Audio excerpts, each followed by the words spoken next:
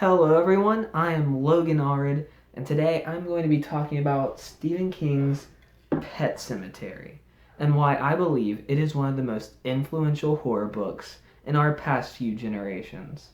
But before we get into that, let me tell you about the tea we're drinking today.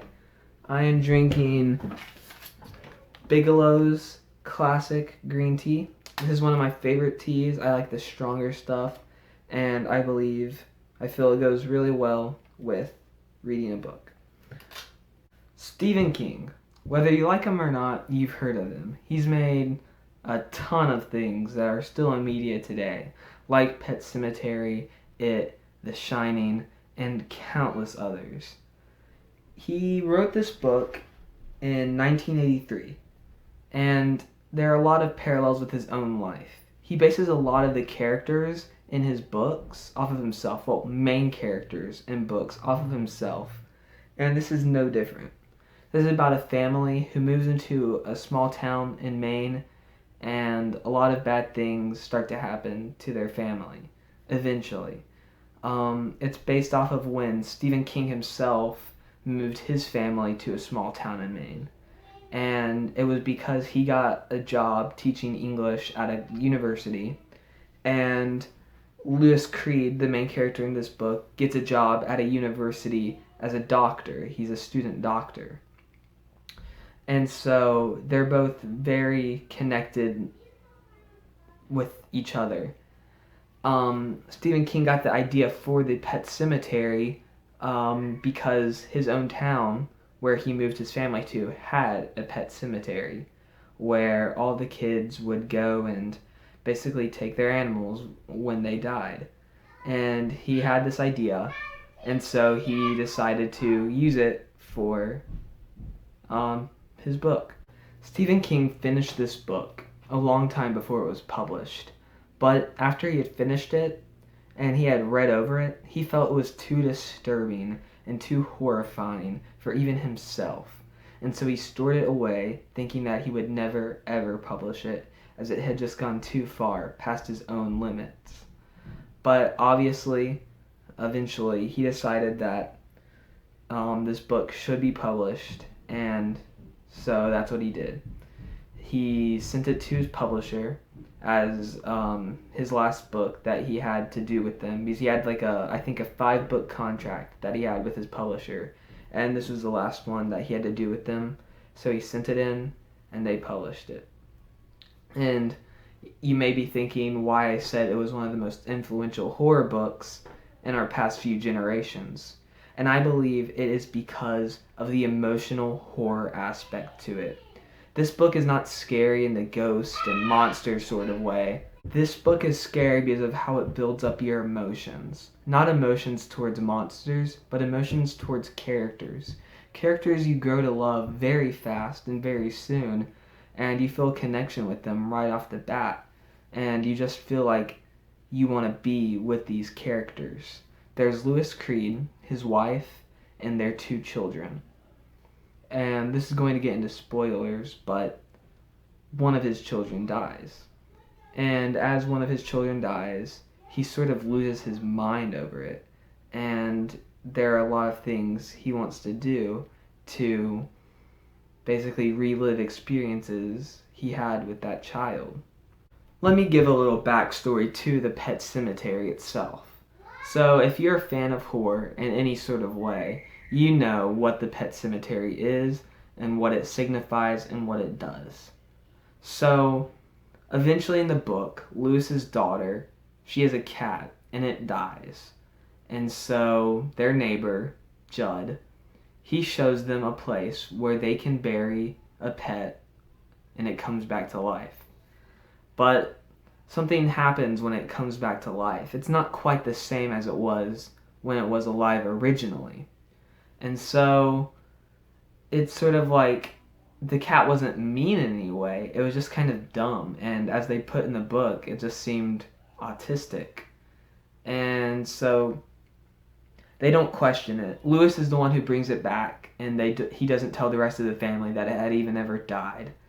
And so things are a bit weird because the cat's a bit weird.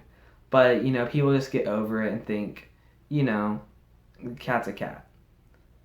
But later on in the book, his son dies. And that's what makes him go sort of insane. And so he goes to drastic measures, and it gets really disgusting and really emotional. And this is what I mean by emotional horror. It talks about a man digging up his 2-year-old son's grave, a little child's grave. And it's just disturbing the way the book puts it. You have to go through the funeral of the child, how the child dies. It's so disgusting and so disturbing that it brings out your emotions. I think I cried more reading this book than I have with any other book ever. I actually can't think of a book I truly cried in besides this one. This book had me sobbing because of how sad it was. And I believe that's what brings in the emotional horror aspect. Horror before this wasn't in the way of, emotions. It was more of a slasher sort of killing and spooky monsters horror. It wasn't like this.